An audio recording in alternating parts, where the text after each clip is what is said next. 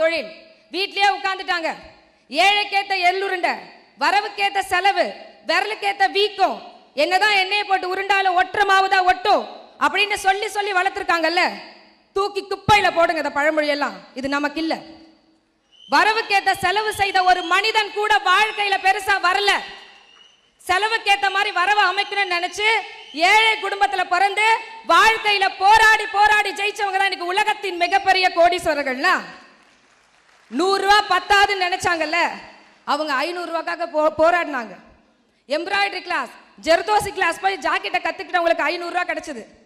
Rajini cut, Kamal cut, Shahrukh Khan cut கத்துக்கிட்டவங்களுக்கு 500 ரூபாய் கிடைச்சது. 5000 ரூபாய் வேணும்னு நினைச்சவங்க வீட்லயே உட்கார்ல. ஃபேஷன் டிசைனிங் படிச்சாங்க. பக்கத்துல எல்லாம் காலேஜ் இருக்காது, 10 ஊர் தள்ளி போனாங்க. போயிட்டு 5 வருஷம் ஒரே ஃபோக்கஸ் ஃபேஷன் டிசைனிங். அப்படி படிச்சவங்களுக்கு இன்னைக்கு ஒரு பிளவுஸ்க்கு 5000 ரூபாய் கிடைக்குது.